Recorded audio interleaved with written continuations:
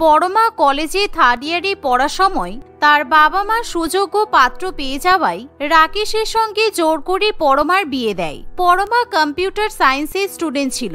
অন্যদিকে রাকেশ একটা বড় এমএনসিতে জব করত। কিন্তু পরমা ছোটবেলা থেকেই পড়াশোনার প্রতি খুবই আগ্রহ ছিল। সে পড়াশোনা করে নিজের পায়ে দাঁড়াতে চাইতো। তাই অনিচ্ছা থাকা সত্ত্বেও তার বিয়ে হয়ে যাওয়ার পরও পরমা নিজের পড়াশোনা চালিয়ে যাবে বলে ঠিক করে। বিয়ের পরের দিন সকালবেলা ঘুম থেকে উঠে পরমা কলেজে যাওয়ার জন্য ব্যাগপত্র গোছাতে শুরু করে। এমন সময় সেখানে তার শাশুড়ি মা নির্মলা দেবী আসে। বৌমা, তুমি তো অনেক সকালে উঠে পড়েছ, কিন্তু এখনো আমার ঘরে চা দিয়ে এলে না কেন? সকালে উঠেই আগে শ্বশুর শাশুড়িকে চা দেওয়া তোমার প্রথম কাজ। যাও, চা করে নিয়ে এসো। আমি কখন থেকে চা খাওয়ার জন্য বসে আছি। এই শুনে পরমা তাড়াতাড়ি করে চা বানিয়ে নিয়ে আসে। শাশুড়িমা এবং শ্বশুরমশাইকে চা দেওয়ার পর পরমা যখন আবার ব্যাগপত্র নিয়ে বাড়ি থেকে বেরোতে যাবে তখন, আরে এত সকালবেলা তুমি ব্যাগ নিয়ে কোথায় চললে? তুমি কি বাজার করতে যাচ্ছ নাকি? তাহলে শোনো, আমার জন্য বেশি করে ঝিঙে, পটল, লাউ আর কুমড়ো নিয়ে আসবে। আর হ্যাঁ, বাজারে এখন বেশ ভালো ইলিশ মাছ উঠেছে, তাই ইলিশ মাছও কিন্তু আনতে ভুলো না। কিন্তু মা, আমি বাজারে না, আমি তো কলেজে যাচ্ছি। আসলে আমার 9টা থেকে কলেজ শুরু হবে। এখান থেকে কলেজে যেতে অনেকটা সময় লাগবে, তাই আমি তাড়াতাড়ি বাড়ি থেকে বেরোচ্ছি যাতে সময় মতো কলেজে পৌঁছাতে পারি। এমন কথা শুনে নির্মলা দেবী তেলে বেগুনে জ্বলে ওঠে। কারণ নির্মলা দেবীদের সময় বিয়ের পর মেয়েদের একদমই পড়াশোনার চল ছিল না। তাই বিয়ের পর নতুন বৌমা পড়াশোনা চালিয়ে যাবে শুনে নির্মলা দেবী ভীষণই রেগে যায়। কলেজে গিয়ে তোমার কি হবে শুনি? দেখো, এসব বিয়ের পর পড়াশোনা করার কোনো দরকার নেই। আমরা কখনো বিয়ের পর পড়াশোনা করিনি। বাপের বাড়িতে যা করেছো করেছো, এখন শ্বশুর বাড়িতে এসে সংসার সামলাও। যাও, ঘরে যাও, তোমাকে কলেজ যেতে হবে না। কিন্তু এমন সময় হঠাৎই সেখানে পরমার স্বামী রাকেশ চলে আসে। তুমি কলেজে যাওয়ার জন্য তো রেডি হয়ে গেছো, তাহলে চলো, আমি তো অফিসে যাচ্ছি। আমি তোমাকে বাইকে করে কলেজে নামিয়ে দেবো, আবার আসার সময় তোমাকে আমি নিয়েও আসবো।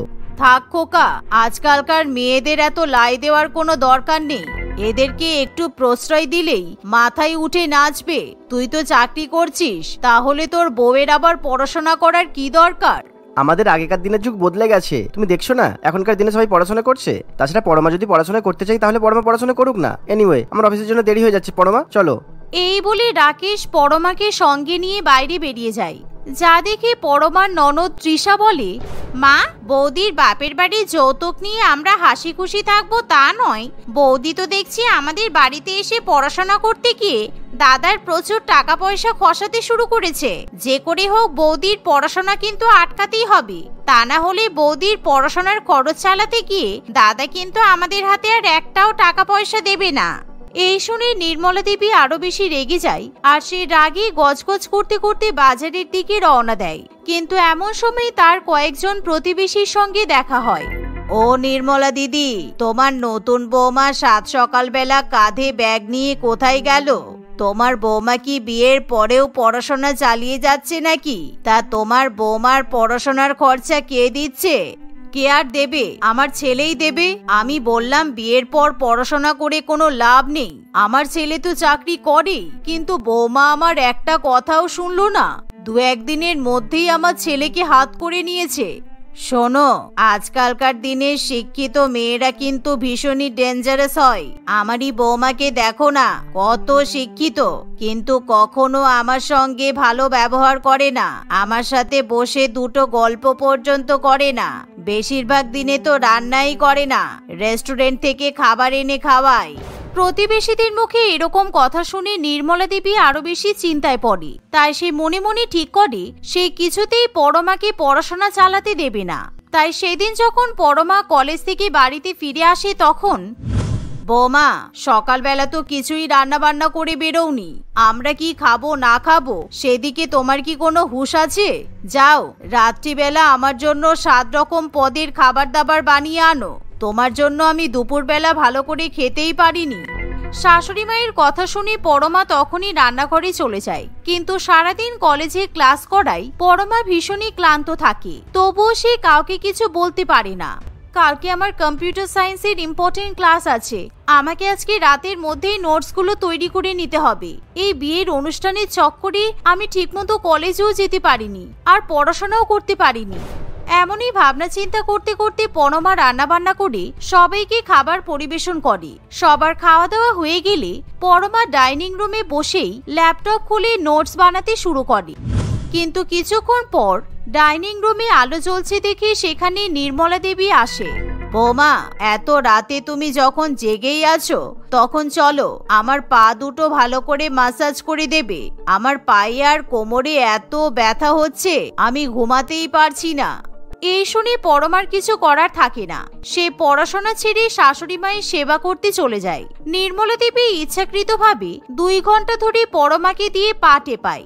অবশেষে শাশুড়ি মা ঘুমিয়ে পড়লে পরমা নোটস তৈরি করে 3টের সময় ঘুমাতে চলে যায়। কিন্তু পরের দিন বেলা 8টার সময় পরমার ঘুম ভাঙে। এই রে, আজকে তো আমি ঘুম থেকে উঠতে অনেক দেরি করে ফেললাম। কালকে রাত্রিবেলা আমি তো অনেক দেরিতে ঘুমিয়েছি। আমাকে এখনই কোনো মতে কলেজে যেতে হবে, আর কয়েকদিন বাদে আমার পরীক্ষা। ঠিকমতো ক্লাসগুলো না করতে পারলে আমি পরীক্ষাও তো ভালো করে দিতে পারবো না। এই ভেবে পরমা কোনো রকমে তৈরি হয়ে যখন বাড়ি থেকে বেরোতে যাবে তখন সে তার ল্যাপটপটা খুঁজে পায় না। এদিক ওদিক খোঁজাখুঁজি করার পর পরমা তার ল্যাপটপটা ননদের ঘরে বন্ধ অবস্থায় পড়ে থাকতে দেখে, যা দেখে পরমা খুবই রেগে যায়। তৃষা, তুমি আমাকে না বলে আমার ল্যাপটপটা নিয়েছিলে কেন? আমার ল্যাপটপে অনেক ডেটা আছে, আমার কলেজের কত নোটস আছে, তাই আমার ল্যাপটপটা তুমি আমাকে জিজ্ঞাসা করেই নিতে পারতে। তোমার ল্যাপটপটা নিয়ে আমি একটু নেটফ্লিক্সে সিনেমা দেখছিলাম, এতে কি এমন হয়ে গেল শুনি? আমার দাদার টাকায় পড়াশোনা করে তুমি আবার আমাকে কথা শোনাচ্ছ? অত যদি পড়াশোনা করার শখ, তাহলে বাপের বাড়ি থেকেই পড়াশোনা করে আসতে পারতে। তাড়াতাড়ি বিয়ে করলেই বা কেন? শ্বশুর বাড়িতে এসে এখন পড়াশোনা করার ঢং হচ্ছে। হ্যাঁ, একদম, আমার মেয়ে ঠিকই তো বলছে। তুমি কিন্তু কালকে রান্না করে রেখে যাওনি, তাই আমাদের সবার খুব অসুবিধা হয়েছে। তুমি আজকে সব রান্না বান্না করে রেখে তারপর যেখানে খুশি যাবে। বিয়ের পর শ্বশুর শাশুড়ির খেয়াল রেখে তারপর তো তুমি পড়াশোনা করবে। শাশুড়ি মায়ের কথা শুনে পরমার কিছু করার থাকে না। সে তখনই রান্নাঘরে গিয়ে তাড়াতাড়ি করে রান্না বান্না শুরু করে। কিন্তু রান্না বান্না করতে গিয়ে এতটাই দেরি হয়ে যায় যে পরমা সেদিন কলেজে ক্লাস করতে পারে না। তার উপর পরমা দেখে তৃষা তার পুরো নোটসের ফাইল একেবারে ডিলিট করে দিয়েছে, তাই পরমাকে আবার এক্সট্রা খাটনি করে নোটস তৈরি করতে হয়। এভাবেই দেখতে দেখতে কিছুদিন কাটে। আর প্রত্যেক দিনই পরমা যখন কলেজে যাওয়ার চেষ্টা করে তখনই তার শাশুড়ি মাকে পরমাকে রান্নার অজুহাত দেখায়। আর পরমা যখন পড়াশোনা করতে বসে তখনই কোনো না কোনো কাজে তাকে ফাঁসিয়ে দেওয়ার চেষ্টা করে। উফ, বাপের বাড়িতে পড়াশোনা করা আর শ্বশুর বাড়িতে পড়াশোনা করার মধ্যে অনেক পার্থক্য আছে। এরকম ভাবে চলতে থাকলে আমি যে কিভাবে পাশ করব সেটাই বুঝতে পারছি না।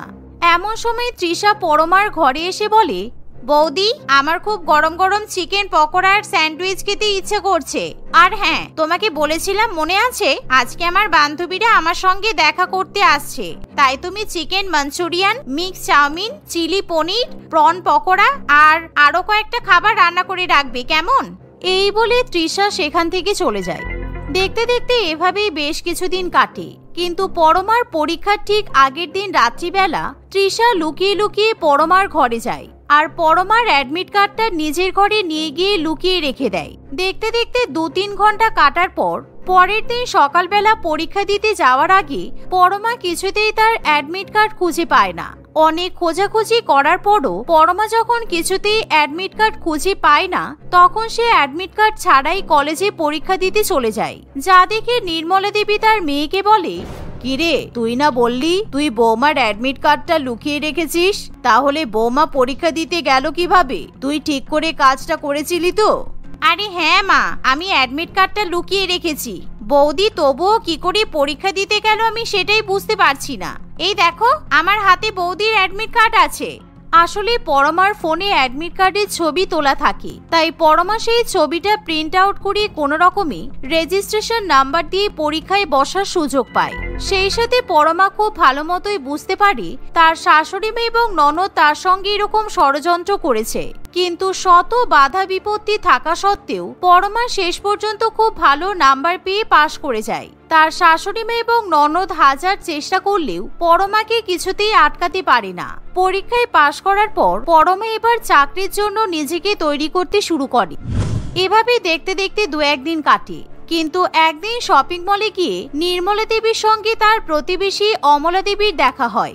সেখানে অমলা দেবীকে তার শিক্ষিত চাকরি করা বৌমা 20,000 টাকা দামি শাড়ি এবং গহনাগাটি কিনে দেয়।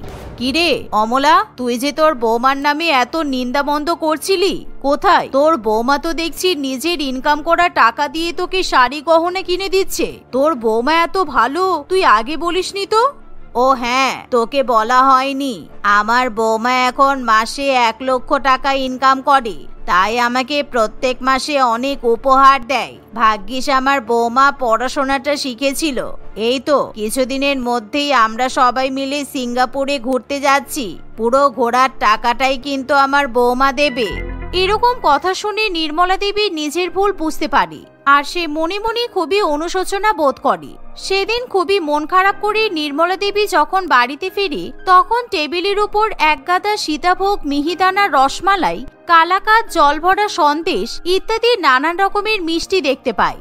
এমন সময় পরমা একটা সুন্দর শাড়ি শাশুড়ি মায়ের হাতে ধরিয়ে দিয়ে বলে, মা, আজকে আমি একটা আইডি ফার্মে জব পেয়েছি, তাই আপনাকে আমি এই শাড়িটা উপহার দিলাম। আর তৃষা, এই নাও, আমি তোমার জন্য একটা ল্যাপটপ কিনে এনেছি, দেখো তো তোমার পছন্দ কিনা।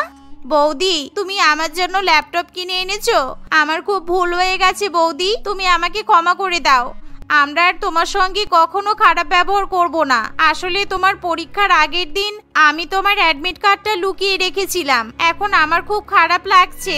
হ্যাঁ বৌমা, তুমি আমাকেও ক্ষমা করে দাও। আমি যদি তোমার পড়াশোনাতে একটু সাহায্য করতাম তাহলে তোমাকে এতটা কষ্ট করে পড়াশোনা করতে হতো না। এরকম কথা শুনে পরমা খুবই খুশি হয়। সেদিনের পর থেকে পরমার সঙ্গে তার পরিবারের কেউ খারাপ ব্যবহার করে না। পরমা খুশি মনে চাকরি করার পাশাপাশি তার পরিবারের সঙ্গে হাসি খুশি বসবাস করতে থাকে। রত্না তার স্বামী মোহন এবং তাদের একমাত্র মেয়ে প্রিয়াঙ্কার সঙ্গে থাকত। বিয়ের বহু বছর পর তারা সন্তানের সুখ লাভ করতে পেরেছিল, তাই তারা তাদের একমাত্র মেয়েকে খুবই ভালোবাসত। প্রিয়াঙ্কার ভরণ পোষণের জন্য এবং তাকে মানুষের মতো মানুষ করার জন্য রত্না এবং তার স্বামী দুজনকেই কঠোর পরিশ্রম করতে হতো। মোহন যেখানে দিনমজুরের কাজ করত, রত্না সেখানে মন্দাকিনী নামে এক ধনী মহিলার বাড়িতে কাজ করত। প্রত্যেকদিন মোহন এবং রত্না কাজে চলে যাওয়ার পর প্রিয়াঙ্কা সারাদিন বাড়িতে একাই থাকত। তার খেয়াল রাখার মতো কেউ না থাকায় সে সারাদিন বাইরে ধুলো মাটি নিয়ে খেলা করত। এর ফলে একদিন সে তীব্র জ্বরে আক্রান্ত হয়ে পড়ে। রত্না, আমি কাজে যাচ্ছি রে মা, তুই তোর খেয়াল রাখিস কেমন? কি হলো, তুই এখনো ঘুম থেকে উঠছিস না কেন? তুই তো প্রত্যেকদিন সকালবেলা আমার আগেও ঘুম থেকে উঠে পড়িস। প্রিয়াঙ্কা, এই প্রিয়াঙ্কা, কি হলো রে তোর? প্রিয়াঙ্কা কোনো উত্তর না দেওয়ায় রত্না তার কাছে যায়। সে তার মেয়ের গায়ে হাত রেখে দেখে প্রিয়াঙ্কার খুবই জ্বর এসেছে। এ কি, মেয়েটার তো খুবই জ্বর এসেছে। আমি এই অবস্থায় মেয়েটাকে একা ছেড়ে কিভাবে কাজে যাব? কিন্তু আজকে তো মেম সাহেবের বাড়িতে আত্মীয় স্বজনরা আসবে। আজকে যদি কাজে না যাই তাহলে মেম সাহেব খুব বকবে। একবার ফোন করে দেখি তো। এই বলে রত্না তার মেম সাহেব মন্দাকিনী দেবীকে ফোন করে। হ্যাঁ বল, তুই কোথায় আছিস? এখনো এলি না কেন কাজে? তাড়াতাড়ি চলে আয়। মেম সাহেব, আমার মেয়ের প্রচন্ড জ্বর এসেছে, ও জ্বরে থরথর করে কাঁপছে, ওকে ডাক্তারের কাছে নিয়ে যেতে হবে। আপনি যদি আমাকে আজকের দিনটা ছুটি দেন তাহলে খুব ভালো হতো ম্যাডাম। মেয়েটাকে এভাবে একা রেখে, দেখ, তুই যদি পার্মানেন্টলি ছুটি নিতে চাস তাহলে নিতে পারিস। কিছুদিন পর পর বাহানা করে ছুটি নেওয়ার কোনো দরকার নেই। তাই পুরোপুরি কাজে আসা বন্ধ করে দে আর নিজের হিসাব বুঝে নিয়ে যা। টাকা দিলে তোর মতো কাজের বউ একটা কেন, 1000টা পাবো। না না মেম সাহেব, এমন বলবেন না। আমাকে দয়া করে কাজ থেকে বের করবেন না, আমি এখনই কাজে আসছি। রত্না নিরুপায় হয়ে তার বাড়িতে রাখা জ্বরের ওষুধ মেয়েকে খাইয়ে দেয়। ঠিক মতো তার মেয়ের গায়ে কম্বল চাপা দিয়ে সে কাজের বাড়িতে চলে যায়। রত্নাকে দেখেই মন্দাকিনী রাগে গর্জে ওঠে। এসে গেছিস মহারানী? তুই সত্যি ভালোই বাহানা করতে পারিস। তোর মেয়ের সত্যিই কি শরীর খারাপ, নাকি কাজে আসার ইচ্ছে ছিল না তোর? বাড়িতে লোক কুটুম আসবে, সেই জন্য অনেক কাজ থাকবে, এই ভেবে তুই আসতে চাইছিলি না, তাই তো? না না মেম সাহেব, আমি সত্যি বলছি, আমার মেয়ের অনেক জ্বর এসেছে। আর এই পৃথিবীতে এমন কোনো মা আছে বলে আমার মনে হয় না যে কিনা নিজের সন্তানের শরীর খারাপ নিয়ে মিথ্যা কথা বলবে। মেম সাহেব, আমি সব কাজ করে দেব, কিন্তু আজকে আমাকে তাড়াতাড়ি ছুটি দিতে হবে। মেয়েটা বাড়িতে একা আছে, আমার খুব চিন্তা হচ্ছে। আমি এখানে চলে এসেছি ঠিকই, কিন্তু আমার মন ওর দিকেই পড়ে আছে। এই দেখ, বেশি ঢং করবি না বলে দিলাম। এসেছিস যখন মন দিয়ে কাজ করবি। গেস্টদের জন্য রান্না বান্না তোকেই করতে হবে, সেই সাথে গেস্টদের দেখাশোনা তোকেই করতে হবে। রান্না যদি খারাপ হয়েছে কিংবা কোনো কাজে যদি ভুল হয়েছে তাহলে তোর খবর আছে। আমার ছেলেটার শরীর আজকে ভালো নেই, তাই জন্য আজকে সারাদিন ওর খেয়াল রাখতে হবে। মন্দাকিনীর কথা শুনে রত্না ভীষণ পরিমাণে অবাক হয়। সে গরিব বলে তার মেয়ের অসুস্থতা মন্দাকিনীর কাছে একটা তুচ্ছ বিষয় বলে মনে হয়, অথচ নিজের ছেলের শারীরিক অসুস্থতার জন্য সে কেমন যেন উদ্বিগ্ন হয়ে ওঠে। সারাদিন মন্দাকিনী তার ছেলে রোহিতের সঙ্গে সময় কাটায়, তার যত্ন নেয়। অন্যদিকে বাচ্চা মেয়ে প্রিয়াঙ্কা বাড়িতে একা একা শুয়ে কান্নাকাটি করতে থাকে। এরকম ভাবেই সময় অতিবাহিত হতে থাকে। দেখতে দেখতে প্রিয়াঙ্কা এবং রোহিত দুজনেই বড় হয়ে ওঠে। কলেজের পড়াশোনা শেষ করার পর প্রিয়াঙ্কা তার বাবা মাকে সাহায্য করার জন্য একটা বড় শপিং মলে সেলস গার্লের কাজে নিযুক্ত হয়। একদিন ওই শপিং মলে রোহিত তার কিছু বন্ধুদের সঙ্গে শপিং করতে আসে। এই মেয়েটাকে কোথাও দেখেছি মনে হচ্ছে। ও হ্যাঁ, মনে পড়েছে। এই, তুই আমাদের বাড়ির চাকর, কি যেন নাম? ও হ্যাঁ, রত্না। রত্না, তুই রত্নার মেয়ে তাই না? সকলের সামনে প্রিয়াঙ্কা খুবই অপমানিত বোধ করে, কিন্তু তবুও সে খুবই নম্রভাবে রোহিতকে বলে, স্যার বলুন, আমি আপনাকে কি দেখাবো? আপনার কি কি লাগবে?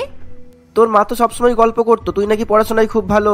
এত পড়াশোনা করে শেষ পর্যন্ত তাহলে সেলসের কাজ করছিস? ঠিকই আছে, তোর মা তো বাড়ির চাকর, আর চাকরের ছেলে মেয়ে হিসাবে এরকম কাজই তোর জন্য ঠিক আছে। এর চেয়ে ভালো কিছু তোর কপালে কিভাবে জুটবে বলতো? রোহিতের কথা শুনে তার বন্ধুরা সকলে হো হো করে হেসে ওঠে। প্রিয়াঙ্কা সকলের সামনে ভীষণ অপমানিত বোধ করে। সে কিছু না বলে নিস্তব্ধে চোখে জল ফেলতে থাকে। সেদিন রোহিতের এই অপমান প্রিয়াঙ্কা কিছুতেই ভুলতে পারে না। সেদিন রাতটাও সে নিদ্রাহীন ভাবে কাটিয়ে দেয়। নানান রকম চিন্তা ভাবনা তার মাথায় ঘুরতে থাকে। চাকরের মেয়ে চাকর হয়, এটা আমি কখনোই মেনে নিতে পারবো না। আমাকে জীবনে কিছু একটা করে দেখাতেই হবে। আমাকে আমার বাবা মায়ের নাম উজ্জ্বল করতেই হবে। আমি রোহিতকে, না শুধু রোহিতকে নয়, পুরো দুনিয়াকে দেখাতে চাই যে চাকরের মেয়ে চাইলেই অনেক কিছু করতে পারে। প্রিয়াঙ্কা মনে মনে এসবই ভাবনা চিন্তা করতে থাকে। সে তার বাবা মায়ের কাছে গিয়ে বলে, বাবা মা, আমাকে কিছু একটা করে দেখাতেই হবে। তোমরা আমাকে একটা ল্যাপটপ কিনে দেবে? আমার ল্যাপটপের ভীষণ প্রয়োজন। ল্যাপটপের তো অনেক দাম রে মা, আমরা এখন এত টাকা কোথায় পাবো? পড়াশোনার খরচ চালাতে গিয়ে আমাদের জমানো যত টাকা ছিল সবই তো শেষ হয়ে গেছে, আর সেই জন্যই তো তোকে শেষ পর্যন্ত কাজে বেরোতে হলো। বাবা, যদি কারোর কাছ থেকে পারো টাকা ধার নেওয়া যাবে না? আমি তাহলে মাসে মাসে স্যালারি পেয়ে তার টাকা শোধ করে দিতাম। না রে মা, আমাদেরকে সাহায্য করার মতো কেউ নেই। আমি তোর জন্য কিছু করতে পারবো না, তুই আমাকে ক্ষমা কর। তুই চিন্তা করিস না রে মা, আমি মেম সাহেবের বাড়িতে দেখেছি, ওদের বাড়িতে বেশ অনেকগুলো ল্যাপটপ আছে। আমি মেম সাহেবের কাছে একটা ল্যাপটপ চাইবো। যদি একটা ল্যাপটপ পাওয়া যায় তাহলে খুবই ভালো হবে। রত্নার কথা শুনে তার মেয়ে খুবই খুশি হয়। পরের দিনই রত্না মন্দাকিনীর বাড়িতে গিয়ে তাকে একটা ল্যাপটপ দেওয়ার জন্য অনুরোধ করে। কি, তুই ল্যাপটপ চাইছিস? ও বাবা, গরিবরা আবার ল্যাপটপ কি জিনিস সেটাও জানে? আমি তো ভেবেছিলাম তোরা ল্যাপটপ উচ্চারণ করতেও পারবি না। আর তোর মেয়ে ল্যাপটপ নিয়ে কি করবে? হ্যাঁ, দু কলম লেখাপড়া করে নিজেকে কি বড় অফিসার ভাবছে? আমি জানি না মেম সাহেব ও কি করবে, কিন্তু ও বলেছে ও ল্যাপটপ নিয়ে কিছু একটা করতে চায়। রোহিত বাবার তো অনেকগুলো ল্যাপটপ আছে। আপনি যদি দয়া করে একটা ল্যাপটপ দেন, আমার মেয়ের কাজ মিটে গেলে আমি আবার সেটা ফেরত দিয়ে যাব। এই, তুই রোহিতের সঙ্গে নিজের মেয়ের তুলনা করছিস কেন? আমার ছেলের কাছে ল্যাপটপগুলো খেলনার জিনিস। আমার ছেলে ওগুলোতে ভিডিও গেম খেলে। আমি তোকে কোনো ল্যাপটপ দিতে পারবো না। যা, তোর মেয়ের জন্য তুই বরং বাজার থেকে 50 টাকা দিয়ে একটা খেলনা ল্যাপটপ কিনে নিয়ে যা। এভাবেই মন্দাকিনী রত্নাকে অপমান করে তাড়িয়ে দেয়। রত্না চোখে জল ফেলতে ফেলতে বাড়ির দিকে রওনা দেয়। সে কিভাবে তার মেয়েকে ল্যাপটপ কিনে দেবে এই চিন্তা ভাবনাই করতে থাকে। হঠাৎ করেই রাস্তার উপর সে একটা সোনার নেকলেস দেখতে পায়। নেকলেসটা তুলে নিয়ে রত্না সেটা ভালোভাবে দেখতে থাকে। ওরে বাবা, এটা তো সোনার হার। এত দামি হার এলো কোথা থেকে? আশেপাশে তো কাউকে দেখতেও পাচ্ছি না। আমি কাকে জিজ্ঞাসা করব? আমার মনে হচ্ছে উপরওয়ালা এটা আমাদেরকে সাহায্য করার জন্য পাঠিয়েছে। আমাদের কেউ সাহায্য করছে না, কিন্তু আমাদের মাথায় উপরওয়ালার হাত আছে। এই বলে রত্না নেকলেসটা সোনার দোকানে বিক্রি করে। সেই টাকা দিয়ে সে তার মেয়ের জন্য একটা ল্যাপটপ কিনে বাড়িতে ফিরে আসে। এই নে মা, আমি তোর জন্য ল্যাপটপ কিনে এনেছি। ল্যাপটপটা দেখতে পেয়ে প্রিয়াঙ্কা খুবই খুশি হয়। সে সারাদিন শপিং মলে সেলস গার্লের কাজ করে আসার পর সারা রাত জেগে ল্যাপটপের নানান রকমের কাজ করতে থাকে। সে কিছু একটা করতে চাইতো, যেটা তার বাবা মা কিছুই ধারণা করতে পারত না। এরকম ভাবেই সময় কাটতে থাকে। অন্যদিকে রোহিত কোনো রকমে টেনে টুনে গ্র্যাজুয়েশন কমপ্লিট করার পর সারাদিন বন্ধু বান্ধবের সঙ্গে ঘুরে ঘুরে বেড়াতো আর সারা রাত জেগে পার্টি করত। মাঝে মধ্যে মদ খেয়ে বাড়ি ফিরে আসতো। একদিন তার মা বিরক্ত হয়ে বলে, রোহিত, এভাবে কতদিন চলবে? তুই তো জীবনে অনেক মজা করেছিস, এবার জীবনে কাজের কাজ কিছু কর। তোর বাবার তো বয়স হচ্ছে, এবার তো তোকে সবকিছুর দায়িত্ব নিতে হবে। কিছু কাজকর্ম কর বাবা।